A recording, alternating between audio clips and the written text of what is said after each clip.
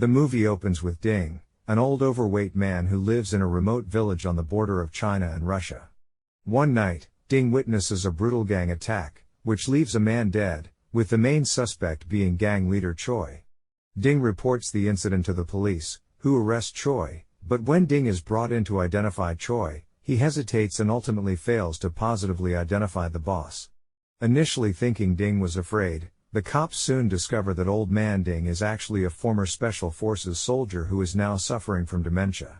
Through an animation, we learn that after serving in the military, Ding was a bodyguard. After an incident, Ding's granddaughter disappeared, and he was unable to find her. Dreams of his granddaughter caused Ding to jump awake in bed covered in sweat. He now lives a quiet life in his little village, a shadow of who he once was. After a doctor's visit, Ding learns his liver has cirrhosis, one of his kidneys has to go, and his heart is bad. His doctor is only kidding though and reassures Ding that apart from his short-term memory loss, he is in great health, and his reflexes are still sharp. The doctor tells Ding his short-term memory loss will only get worse after 65. Turns out, Ding is 66, a 1-year head start. The doctor then suggests he write down all his passwords and carry a voice recorder to help him remember the important stuff. Ding returns home and immediately forgets where his keys are. He tries picking the lock until his landlady, Park, reminds him his keys are around his neck. Park has a crush on Ding, recalling the exact amount of days since he has moved in, noting that she can help him remember things. Ding is a bit shy with Park and heads inside, leaving a disappointed Park. We then meet Cherry nursing a wound on her forehead. She lives with her good-for-nothing dog Doo-Doo Daddy Lee, who just gambles, wastes oxygen, and abuses Cherry. He comes to ask her why she is not in school, and she has to remind his hungover ass that it's Sunday before storming out. She goes to hang out with Ding as usual, who sees her forehead wound but doesn't ask about it. She tells him it's obvious that Park has the hots for him and wonders why he doesn't talk to her. Before Ding can respond, Lee calls for her at the door, so she goes to hide. Ding answers the door, and Lee pushes past Ding disrespectfully, yelling to Cherry that he is going out and she is to be back home before he gets in or her ass is grass. Ding allows him to leave without a word. He goes to see Cherry playing with his military uniform and orders her to take it off, so she steps out complaining that he is no fun. Cherry falls asleep on his couch, and he carefully dresses her wound. Lee goes to a gambling house where he takes out a loan to play. He starts losing and ends up getting into an altercation with his opponent. After his loss, Lee is brought by security to see the boss, who happens to be Choi. Turns out Lee owes Choi $250,000, which he claims he can repay in a few days, but Choi whops him with a golf club. Lee has a chance still, as Choi now wants him to steal a bag from a certain man who is visiting the Red Star Hotel across the border in Russia. Lee is handed a passport and some cash and warned that he only has one chance or he will be in trouble. Lee and Choi's man Big Red arrive in Vladivostok. Lee gets his target's room key from his cousin working as a chef. His cousin wonders if Lee now works for Choi and notes that he is very dangerous. Lee gets to his target's room and knocks. When he hears no one, he carefully enters the room and starts going through the stuff. In one room, he stumbles on a sleeping woman before seeing the bag sitting beside the bed. Instead of taking the bag and leaving, Lee's dumbass decides to open the bag, causing the sleeping woman to stir. The bag is filled with many expensive jewels. Lee lifts the heavy bag, causing him to fart, and when he tries to leave, he is confronted by the man. There is a tussle, and security is alerted to the thief. Lee summons his inner Jackie Chan and manages to evade the cops before diving out a window and landing on his getaway car. He and Big Red manage to jump in the car and escape. As they drive, Lee learns that his debt is not cancelled as he caused a scene at the hotel, and fearing he is about to be YNW mellied, Lee pulls the handbrake and kicks Big Red from the car before speeding away with the jewels. For this, Lee's cousin is captured, had him looking like he had a date with some bees. Turns out the man Lee stole from is Sergei, a Russian mafia boss who now wants justice and wants to know who Choi is.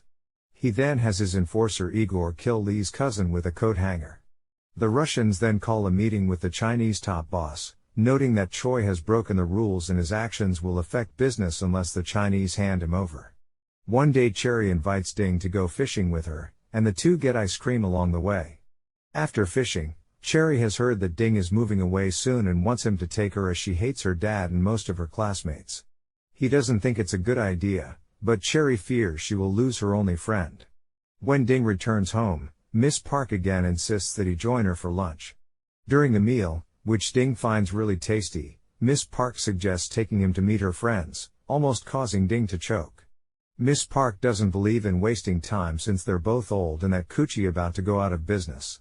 Ding gets shy with her forwardness and is about to leave when Miss Park's son Chan Shaewon, a deputy police captain, comes by. Miss Park introduces the two, then forces them to sit and have an awkward meeting. Chan Shaewon remembers Ding from the station, but they cannot find anything to talk about, so they drink tea. After a while, Ding decides to leave. Chan Shaewon then begs his mom to leave him out of her love life, but Miss Park doesn't even have one to begin with. Big Red informs Choi of Lee's betrayal, so Choi decides to run fades on all Lee's family members until he learns that Lee has a daughter. The men track Cherry down, who escapes to Ding's house while he is inside. Ding sees her, but Cherry is grabbed by a man who forces Ding to open his door to let in another gangster who demands Lee's whereabouts. Hearing Cherry scream seems to trigger something inside Ding, who approaches the man holding Cherry. The man throws a punch, but Ding breaks his hand, had that boy's finger looking the wrong way. The other man pulls a knife, breaks his arm, and smashes his face into the table. First dude stands again, distracting Ding and causing him to get stabbed in the leg, but Ding shows no reaction, then sends both men flying, one through the door, the other through the window. Miss Park sees the commotion and calls the cops while Cherry faints from the stress. Ding is helped to the hospital by Miss Park. Chan Shaewon also arrives to get details about the attackers, but Ding cannot recall anything. Chan Shaewon has sent Cherry to stay with an uncle and wants both geriatrics to alert him if they see Lee. Chan Shaewon is then informed that Cherry has identified her attackers. Choi is scolding the two thugs for failing to kill an old man. They think Ding is like some kung fu panda, and one man gets his jawbone rearranged for that dumbass comment. Choi orders the two to hide out in the countryside and not let the cops find them. Lee makes his way back into China by sneaking through the border. With Cherry gone, life is not the same for Ding, who begins to miss his friend. He also sees the photos of the two attackers posted in the newspaper. He is then alerted by Miss Park to a phone call from his nephew. It turns out today is Ding's niece's wedding, which he totally forgot about. At the wedding, the couple, a bunch of kids, just everybody and their mama, is looking for Ding to give them lucky money. If y'all don't take y'all broke ass home. Ding attends a city parade where he sees Cherry with her one and only friend, and they come over to say hi and show him their wings. Ding and Cherry have ice cream when they overhear Cherry's mother and her new lover insulting Lee. Cherry decides to run their fades right there, causing the man to storm out. Cherry's mother then calls her crazy, just like her father.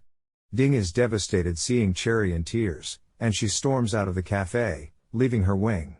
Ding brings it back home and joins his old geezer friends, who welcome him with drinks. Ding hangs the wings right next to his military uniform. Cherry's uncle and aunt return her to the adoption office, with the aunt doing most of the yapping about how difficult Cherry is. Cherry simply suggests that Ding can take her in. Cherry returns to live with Ding, and the two fall back into their old routine. The two join Miss Park for dinner that evening. Cherry can see the tension between the two and uses her big brain to fake a phone call, then leaves, saying she's heading home. That night, Ding is woken up by banging at his door. It is Lee. He surprisingly thanks Ding for saving Cherry and taking care of her. He plans to leave town for a while but promises to come back for Cherry.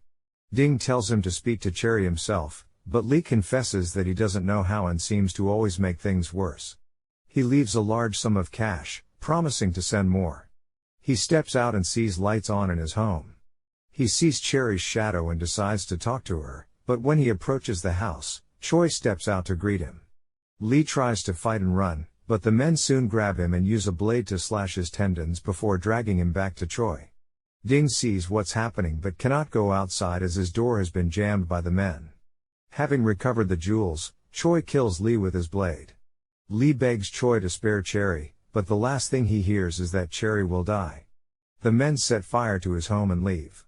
Ding gets out through a window and stares at Lee laying there. Choi is summoned to meet with the big boss, who happens to be his uncle Hua. Hua asks Choi about the jewels, but he, of course, denies it. Both men laugh it off, but their eyes say different. Miss Park and Ding go to the station asking about Cherry's whereabouts. Chan Shaewon has no idea but has his cops working on it. Uncle Hua drives to the countryside to talk to the two fugitives about a plan, and soon Sergei gets a phone call. We then see a trio of Russians arriving in China. Ding cannot stand by and do nothing, knowing that Cherry is not safe. He gets dressed, then asks Miss Park to make a phone call. Ding calls his daughter but gets her machine. He then tearfully tells her sorry after all these years for losing her daughter. Ding then tells Miss Park his life story, from joining the army, the Secret Service, his first wife who never loved him, to losing his granddaughter. That's the only thing he recalls about his life and wonders if he's worth Miss Park treating him so nicely. Ding tracks down a known location of the gang from a newspaper article. He hobbles into the building and comes upon an underground casino where Choi and his men are playing. They spot Ding and grow very quiet. Ding secretly activates his voice recorder, then demands to know where Cherry is and if he killed her. Choi denies everything, then warns Ding to get out before he counts to 3. Ding gives him 3 powerhouse slaps, sending him flying. Choi pulls a knife but still gets dropped, so he sends in his guys. Ding is old, but my boy is not cold, and he starts breaking bones and cracking domes. Bars. One smart dude decides to grab the cash and run. Ding is pulling no punches, disarming the now knife-wielding men in a flurry of strikes, leaving the men groaning in pain. Meanwhile, outside, Sergei and his goons pull up to join the party. Choi then sends in his top fighter, Jin, who attacks with blades until Ding stops a fatal strike. Jin is fast, but Ding blocks and evades all his strikes, calling on the powers of PTSD. During the fight, Ding manages to disarm a blade from Jin and gradually outpace and slice him up. Choi tries to jump Ding but gets stabbed. What you stab him for? Ding defeats Jin, killing him. Choi orders his men to fight, but they're all fighting for their lives. The Russians then enter, if things weren't bad already, and begin to slaughter the already injured men. Choi uses the chaos to escape, and Ding slowly recovers. One Russian corners Choi and stabs him in the leg, forcing him to give up the location of the stolen jewels. Ding wakes to see a Russian finishing off the men around him. He thinks Ding is an easy kill but is shocked when Ding evades his slashes and has him twirling like a ballerina. She was a fairy, looking ass. Ding then causes the man to stab himself. Another patient, same treatment, but this guy is strong, so Ding uses momentum to throw him. The man attacks again, but Ding uses his keystring to slice the man's neck, killing him. Ding can't catch a break as Igor comes crashing into the room. He sees all the men laid out and still tries attacking Ding, who dodges his fierce strikes and disarms him. He wants to throw hands, wrong move, and Ding soon has him hitting that American Eagle before slamming him, breaking his back. The cops pull up outside and run past Sergei. Chan Shaewon also arrives, but Sergei clutching his back catches his eye, and Sergei speeds off, almost hitting him. Chan Shaewon gives chase, calling for units to back him up. Pause. Chan Shaewon stays on his ass. Pause. And soon, more units join the chase. Sergei smashes through a police roadblock before driving through a construction site, but Truck Kun appears and sends them to start a new life as a slime or something. Meanwhile, Choi grabs his cash and escapes from the building. Ding goes after him, but soon his age begins to catch up to him, and he stumbles, still demanding Cherry's location from Choi. Choi stops to mock Ding, calling him an old man. Choi yells that he will kill Ding just like he did Lee and will do to Cherry. Ding has recorded that little rant and gathers his strength to continue after the injured Choi. Choi pulls ahead when he runs into the gangsters he sent to hide out. He orders them to kill Kung Fu Panda, but the men turn on him and kill him with hammers. Ding catches up with the now dead Choi, furious he will not be able to get answers about Cherry. Ding is filled with regret and flooded with memories of his time with Cherry beside him. It must feel like losing his granddaughter all over again. Miss Park comes to see him sitting in tears and helps him to his feet. Ding was instrumental in bringing down both the Chinese and Russian mafias. His memory soon deteriorated, and he would end up at the police station, unconsciously obsessed with finding Cherry. When he is approached by a cop, Ding hands him his recorder, but there is nothing on it as he forgot how to use it. He doesn't remember why he came, so the police again tell him to return when he remembers. One day Miss Park sees a little girl who turns out to be Cherry. She explains that the night gangsters attacked, she escaped to her classmate's home where she stayed.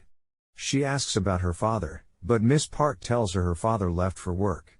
Cherry runs off to look for Ding. She puts on his uniform, which now has her angel wings attached, and we hear her narrate that Ding has forgotten everything in his life except her. That's it for the recap. Go wash your nuts. Later,